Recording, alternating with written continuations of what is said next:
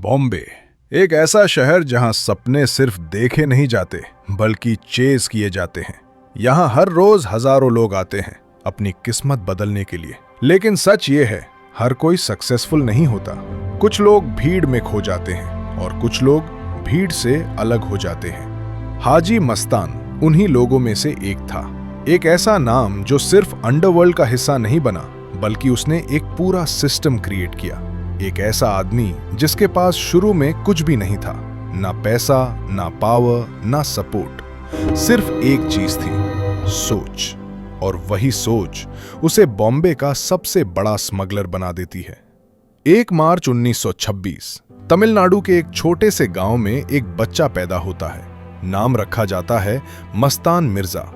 उसका बचपन आसान नहीं था। घर में पैसे की कमी, जिंदगी में स्ट्रगल, हर दिन एक नई प्रॉब्लम, कभी खाने की टेंशन, कभी घर चलाने की। इसी स्ट्रगल ने उसके अंदर एक चीज डेवलप कर दी, यहां रुकना मतलब हमेशा स्ट्रगल करना। और फिर एक दिन उसने डिसीजन लिया, मैं यहां नहीं रुकूंगा, मैं बॉम्बे जाऊंगा। उस वक्त बॉम्बे सिर्फ एक शहर नहीं था, वो एक अपॉर्चुनिटी था। जब मस्तान बॉम्बे पहुंचता है, रियलिटी उसके सपनों से बिल्कुल अलग होती है। न कोई वेलकम करता है, न कोई सपोर्ट करता है। यहां सर्वाइव करना ही सबसे बड़ा चैलेंज होता है। उसके पास न पैसा होता है, न रहने की प्रॉपर जगह। और फिर वो काम ढूंढता है, बॉम्बे पोर्ट। यही वो जगह थी जहां से उसकी असली कहानी शुरू होती है। वो एक कूली बन जाता है। सुबह से शाम तक भारी क्रेट्स उठाना, पसीने में भीगना और रात को ठक कर गिर जाना, ये उसकी रोज की जिंदगी बन जाती है। लेकिन मस्तान दूसरों जैसा नहीं था। जहां बाकी लोग सिर्फ काम करते थे, वहां मस्तान ऑब्जर्व करता था। वो हर चीज नोटिस करता था। कौन सा शिप कब आता है, कौन सा माल किस कंटेनर में है, कौन ऑफिसर कैसा है। उसने धीरे धीरे एक पैटर्न समझना शुरू किया। उसने देखा फॉरेन शिप से आने वाला माल बहुत वैल्यूएबल होता है। गोल्ड, इलेक्ट्रॉनिक्स, इंपोर्टेड आइटम्स, और सबसे इंपॉर्टेंट बात, ये सब इंडिया में इजीली अवेलेबल नहीं था। ये जो माल है, ये ही असली पैसा है। उसने समझा लीगल सिस्टम के रूल्स ही उसकी सबसे बड़ी अपॉर्चुनिटी है। 1907 के दशक में जब गोल्ड इंपोर्ट बंद होता है, तब पूरा मार्केट हिल जाता है। लोगों को सोना चाहिए, लेकिन लीगली मिल नहीं सकता। और यही वो गैप था जहां इल्लीगल मार्केट एक्सप्लोड करता है। मस्तान ने इसी गैप को टारगेट किया। उसने स्मगलिंग स्टार्ट की, लेकिन ब्लाइंडली नहीं, प्लानिंग के साथ। सबसे पहले उसने सिस्टम को समझा, शिप का route, arrival timing, customs checking का प्रोसेस, सब कुछ डिटेल में स्टडी किया। फिर उसने अपनी टीम बनाई। हर आदमी का एक रोल था। कोई सिग्नल देता था, कोई माल रिसीव करता था, कोई डिस्ट्रीब्यूशन हैंडल करता था। ये एक ऑर्गेनाइज्ड नेटवर्क बन चुका था। रात के टाइम जब सिक्योरिटी थोड़ी लूज होती थी, छोटी बोट्स का यूज होता था। शिप से माल साइलेंटली ट्रांसफर होता और फिर अलग अलग जगह पे डिस्ट्रीब्यूट हो जाता। अगर पुलिस आती तो ऑलरेडी बैकअप प्लान होता।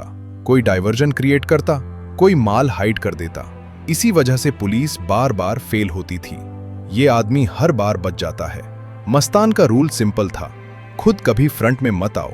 वो हमेशा शैडो में रहता था। एग्जीक्यूशन उसके लोग करते थे, प्लानिंग सिर्फ उसकी होती थी। इसी वजह से उससे पकड़ना ऑलमोस्ट इम्पॉसिबल हो गया। धीरे धीरे छोटा काम बड़ा होने लगा, छोटे डील्स बड़े डील्स में कन्वर्ट होने लगे। और फिर एक दिन उसका नाम पूरे बॉम्बे में फेमस हो गया। वाइट सूट, वाइट शूज, काम पर्सनैलिटी। वो किसी गैंगस्टर जैसा नहीं लगता था, वो एक बिजनेसमैन लगता था। डर से काम नहीं होता, रिस्पेक्ट से होता है। उसने अपनी इमेज डेलिबरेटली ऐसी बनाई।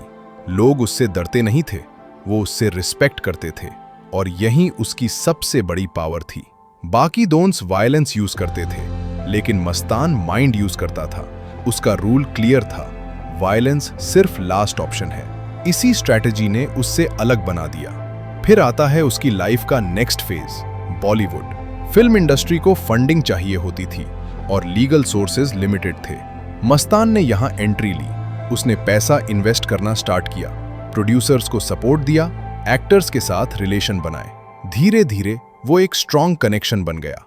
मस्तान के बिना उस वक्त का बॉलीवुड अधूरा था। उसका इन्फ्लुएंस अब सिर्फ अंडरवर्ल्ड तक लिमिटेड नहीं था, वो एक पावरफुल नेटवर्क बन चुका था। लेकिन हर कहानी में एक टर्निंग पॉइंट आता है। मस्तान की लाइफ में भी आया। उसने धीरे धीरे इल्लीगल काम करना शुरू किया और फिर एक अनएक्सपेक्टेड मूव लिया, पॉलिटिक्स। पावर सिर्फ पैसा से नहीं आती, सिस्टम में घुसना पड़ता है। उसने पॉलिटिकल एंट्री ली और अपनी इमेज चेंज करने की कोशिश की। ये एक नया फेज था जहां वो दोन से लीडर बनने की तरफ बढ़ रहा था। 1994 एक एरा खत्म होता है। हाजी मस्तान इस दुनिया को अलविदा कह देता है, लेकिन कहानी यहीं खत्म नहीं होती। आज भी बॉम्बे की कहानियों में उसका नाम एक लेजेंड के रूप में लिया जाता है। एक ऐसा आदमी जिसने सिस्टम को समझा और फिर उससे अपने हिसाब से चलाया। वो सिर्फ एक आदमी नहीं था, वो एक एरा था।